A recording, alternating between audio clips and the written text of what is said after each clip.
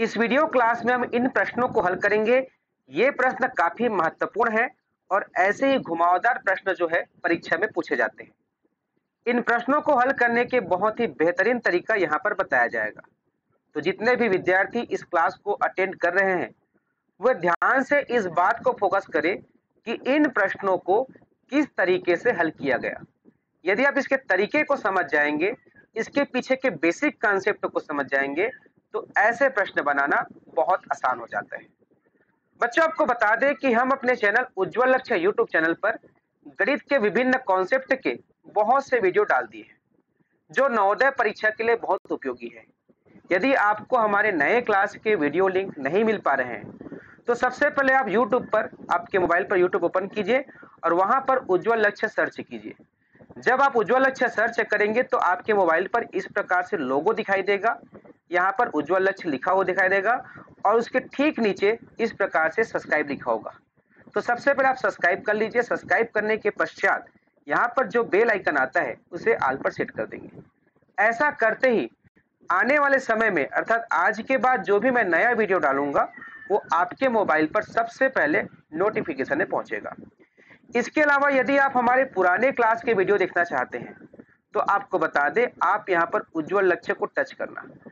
Touch करने के पश्चात आप जो है यहाँ पर वीडियो को टच करना।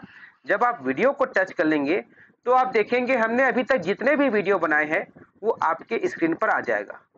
इसमें से आप जो भी देखना चाहते हैं उसे केवल क्लिक कीजिए और क्लास अटेंड कीजिए। यहाँ पर हर कॉन्सेप्ट के हमने यहाँ पर वीडियो बना दिए हैं। जरूरत है तो केवल आपको यहाँ पर विजिट करने का और उसको देखने का। इसके साथ ही साथ यदि आप किसी चैप्टर का वीडियो देखना चाहते हैं, तो यहाँ पर देखेंगे हमने प्लेलिस्ट भी बनाए हैं, जो हर चैप्टर का अलग अलग है। जैसे कि आप देखेंगे यहाँ पर आप देख सकते हैं, नवोदय परीक्षा में पूछे जा सकने वाले सवाल है, मॉडल पेपर का प्लेलिस्ट है, इसके साथ ही साथ चैप्टर वाइज प्लेलिस्ट है, अनुच्छेद का है, मानसिक योग्यता का है और इसके अलावा विभिन्न कक्षा के लिए अलग अलग विषयों के भी यहाँ पर वीडियो है।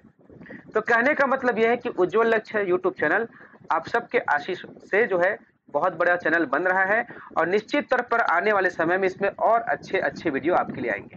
तो चैनल को सब्सक्राइब कर लीजिएगा। चलिए बात करते हैं कि जिन प्रश्न से हमने शुरुआत किया था उन प्रश्नों को किस प्रकार से हल करें। तो यहाँ पर इन प्रश्नों को मैंने अलग से फिर से टाइप किया है, जिसमें ऑप्शन भी है, तो उसकी ओर लेकर चलते हैं।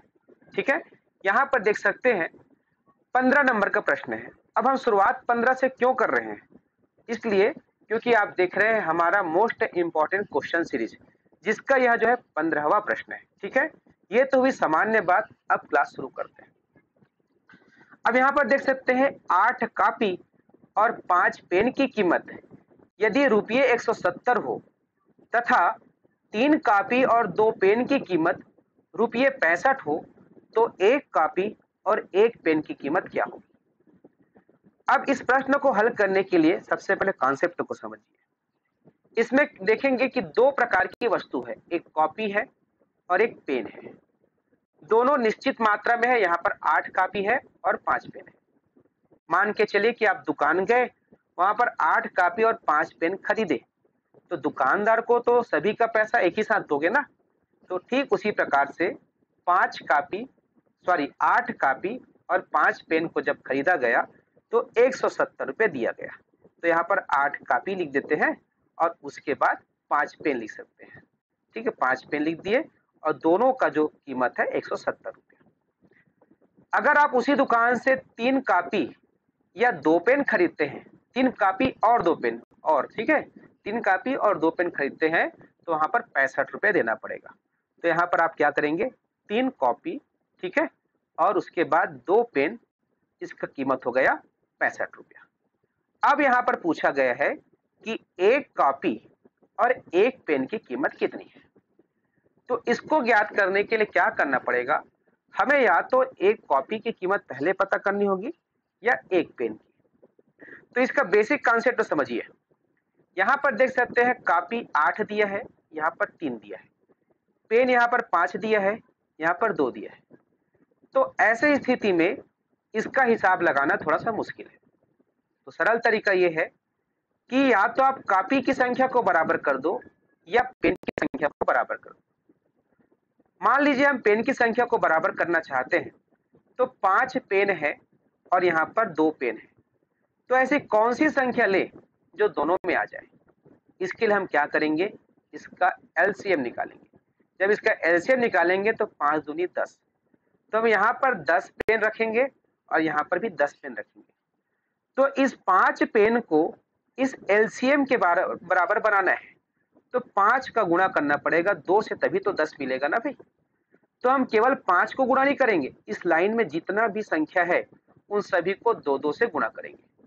तो इसको 2 से गुणा करेंगे तो ये हो जाएगा 16 कापी, 5 की जगह हो जाएगा 10 कापी, है ना भाई, 10 कापी हो जाएगा। और यहाँ पर 170 गुणा 2 अर्थात 340 रुपये हो जाएगा।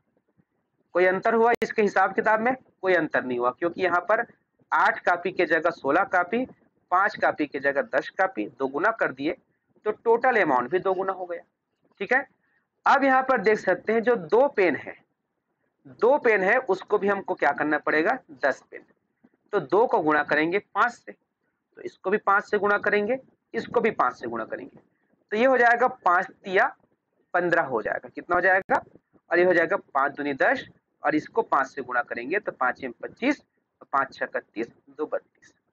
अब जो है हमारे हिसाब करने के लिए बहुत अच्छा आंकड़ा मिल गया। क्या क्या मिल गया? 16 कापी, है ना भाई, धन 10 पेन। कॉन्सेप्ट समझा रहा हूं इसलिए समय लग रहा है, ऐसे जो है इस प्रश्न को बनाने में समय बिल्कुल नहीं लगता। 15 कापी हो गया, 15 कापी और 10 पेन, इसकी जो कीमत है 325 रुपया। ठीक है, अब हम क्या करते हैं, जो बराबर संख्या में मिला, जैसे पेन बराबर मिला तो हम इसको यहां से हटाएंगे। तो हटाने के लिए क्या करना पड़ेगा, इस 10 पेन में इस 10 पेन को घटाएंगे, अर्थात पूरा सबको हम घटा देते हैं, इसको भी, इसको भी, इसको भी।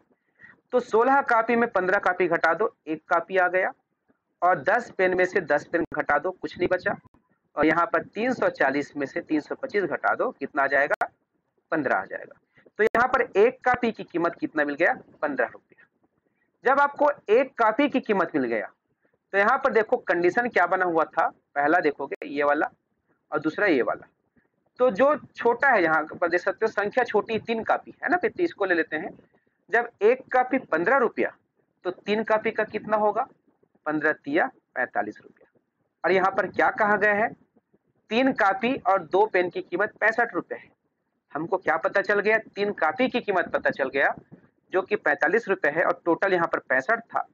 तो 45 को घटा दोगे 65 में मिलेगा 20, तो ये जो 20 है वो 2 पेन की कीमत है। जब 20 2 पेन की कीमत है तो 1 पेन की कीमत हो जाएगा 10 रुपया। अब प्रश्न में क्या पूछा गया है, 1 कापी और 1 पेन की कीमत पूछा गया। तो 1 कापी का कितना निकला, 15 रुपया निकला, और 1 पेन का निकला 10 रुपया। इस प्रकार से यहाँ पर 25 इसका उत्तर आया, ऑप्शन ए। कॉन्सेप्ट था, समझाने में समय लगा।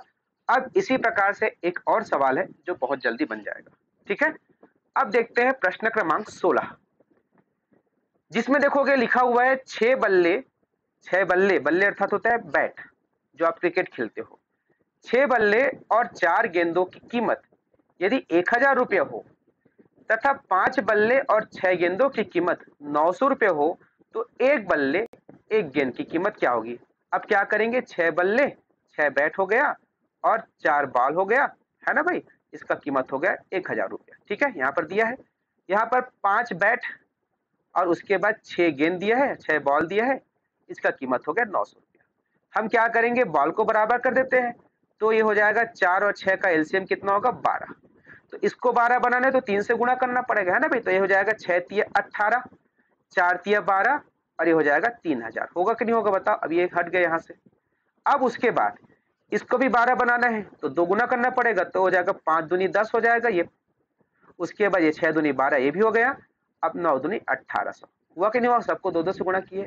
अब ये 12 और ये 12 कट गया, घटाएंगे तो यहाँ पर 18 बैट में से 10 बैट घटाओगे 8 बैट बचेगा, है ना भाई। और यहाँ पर हो जाएगा 3000 में से 1800 घटाओ 1200 मिल गया।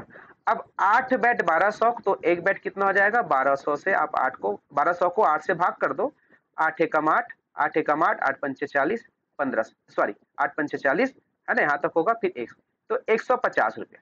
तो एक बल्ले का जो कीमत है 150 रुपये मिला। अब हम क्या करते हैं, यहाँ पर 6 बल्ले हैं, एक बल्ला 150 रुपया, तो 15 छक्के 90, 900 रुपया 6 बल्ले का हुआ और टोटल 1000 दिया है। तो जब 6 बल्ले का 900 निकल गया तो 4 गेंद का कितना होगा, 100 रुपया होगा ना भाई। 4 गेंद 100 रुपया है तो एक गेंद कितना हो जाएगा, 25 चौक 100, 100 से भाग करोगे 4 को तो यहाँ पर हो जाएगा 25। अब देखो एक बल्ला 150 रुपया, एक गेंद 25 रुपया, तो 150 और 25 को जोड़ दो, मिल गया 175। ये इसका उत्तर। देखो अब ज्यादा समय लगा नहीं लगा, पहले सवाल में समय लगा था। अब हम जो 17 नंबर का सवाल है थोड़ा हटके है, इसको हल करते हैं। 18 केले और 24 संतरे की कीमतें 108 रुपए हो, 108 रुपए हो तो 3 केले और 4 संतरे की कीमत क्या होगी। तो देखो यहाँ पर 18 केले दिया है और 24 संतरे दिया है, इसकी कीमत 108 रुपए है। अब उसके सीधा सीधा पूछ दिया है कि 3 केला और 4 संतरे का मूल्य कितना है। तो यहाँ पर थोड़ा सा अलग प्रकार से सोचना पड़ेगा। देखो क्या सोचते हैं, थोड़ा तुलना करते हैं। यहाँ पर 18 केला है, यहाँ पर 3 केला का पूछा है, तो इन दोनों में कुछ संबंध है क्या, अनुपात निकाल के देखो 18 और 3 का, 3 एकम 3, 3 छक्के 18, ये 6 गुना है कि नहीं। उसी प्रकार 24 और 4 का देखते हैं, ऐसे ही आंकड़ा दिया जाता है ना परीक्षा में, सरल आंकड़ा ही देते हैं, 4 एकम 4 छक्का। तो कहने का मतलब ये है कि नीचे जो दिया गया है उससे ये 6 गुना बड़ा है, ये जो है 6 गुना बड़ा है, तो निश्चित तौर पर ये भी 6 गुना बड़ा होगा, है ना भाई। तो जब ये 6 गुना बड़े से 6 गुना छोटा कर दो, 6 से भाग कर दो, 6 कम 6, उसके बाद 6 48, 18 रुपया। तो 3 केला और 4 संतरा का जो कीमत है 18 रुपया आया। अब प्रश्न क्रमांक 18, यदि 4 किलोग्राम गेहूं और 10 किलोग्राम चावल का दाम 400 हो, तो देखो 4 किलोग्राम गेहूं है ना और 10 किलोग्राम चावल का कीमत 400 रुपये हो, तो 6 किलोग्राम गेहूं और 15 किलोग्राम चावल का कीमत क्या होगा। अब देखो इसको भी देखो, 4 और 6 का अनुपात निकाल के देखो क्या होता है, 2/3 है ना, 2/3 होता है नहीं भाई। इसका मतलब ये कितना हो गया, 2 दूनी 4, 2 तिया 6, और 10 और 15 का देखेंगे तो 5 दूनी 10, 5 तिया 15, तो 2/3 अर्थात ये दुगुना है तो ये तिगुना है किससे, और इसको और आधा करें, अगर इन दोनों में तुलना करें तो ये 4 से 2 ज्यादा है 6, तो 4 से 2 ज्यादा अर्थात 4 का आधा और जुड़ा हुआ, इसमें 4 में 2 जुड़ा हुआ है तो 6, इसमें 10 में 5 जुड़ा है तो 15, अर्थात इससे 1.5 है, 1.5 गुना है। तो जब ये 1.5 गुना पूछा है तो ये भी 1.5 गुना होगा, होगा कि नहीं होगा। तो 400 का आधा और जोड़ दो, 200 रुपये, तो 1.5 गुना हुआ कि नहीं हुआ, तो 600 इसका उत्तर होगा, ऑप्शन बी इसका उत्तर होगा। ठीक है। प्रश्न क्रमांक 19वां, ये थोड़ा हटके प्रश्न है, इसको ध्यान से देखो। यदि एक घड़ी और एक कैलकुलेटर की कीमत 170 रुपये है, एक घड़ी यहाँ डब्ल्यू अर्थात वॉच हुआ, और एक कैलकुलेटर की जो कीमत है 170 रुपये, जिसमें घड़ी की कीमत कैलकुलेटर से 10 रुपये अधिक है, तो कैलकुलेटर की कीमत क्या होगा। तो घड़ी की कीमत, एक घड़ी की जो कीमत है वो कैलकुलेटर की कीमत से 10 रुपये अधिक है। ये घड़ी की कीमत हो ना भाई, 1W - 1C, क्योंकि इसकी कीमत से ये ज्यादा है मतलब इसका कीमत ज्यादा होगा, है ना, अधिक है। तो अब इसमें जो है हमको कैलकुलेटर की कीमत बतानी है, तो कैसे बताएंगे, कौन सा तरीका अपनाएंगे, अब बताओ। तो यहाँ पर देखो हमने एक कॉन्सेप्ट बताया था, दो संख्याओं का योगफल दिया हो, जैसे कि दो संख्या का योगफल 50 है और उनका अंतर मान लो 15 है ना, तो वो संख्या कौन कौन सी होगी, वो बड़ी संख्या कौन सी होगी, छोटी संख्या कौन सी होगी, याद आया। तो यहाँ पर देख सकते हो कैलकुलेटर का जो अमाउंट है, कीमत है, वो घड़ी की तुलना में कम है, अर्थात छोटी संख्या पूछा गया। तो जब छोटी संख्या पूछा जाता है तो क्या करते हैं, योगफल में अंतर को घटाते हैं, तो यहाँ पर मिल जाएगा 160 और इसे आप 2 से भाग करोगे 80, तो 80 इसका उत्तर होगा। ये सारे कॉन्सेप्ट हमने संख्या पद्धति में पढ़ा चुके हैं। इसके पहले का क्वेश्चन एक एक नियम का था और ये 19वां नंबर संख्या पद्धति का है। यदि कैलकुलेटर के जगह घड़ी पूछा जाता तो घड़ी ज्यादा था, तो योगफल और अंतर को जोड़ते 170 और 10 180 होता और इसको 2 से भाग करते, इस प्रकार से 90 मिलता। ठीक है। तो इस प्रकार से हमने 5 प्रश्न यहाँ पर रखे। ये प्रश्न आपके लिए काफी महत्वपूर्ण है, कमेंट जरूर करना और खूब शेयर करना, क्योंकि जितना मेहनत हमारे वीडियो में होता है कहीं ना कहीं उतना फैलाव नहीं हो पा रहा है, तो आप सबसे सहयोग की अपेक्षा है। चैनल को सब्सक्राइब कीजिए और ज़्यादा से ज़्यादा शेयर कीजिए अच्छे कमेंट के साथ। नमस्कार।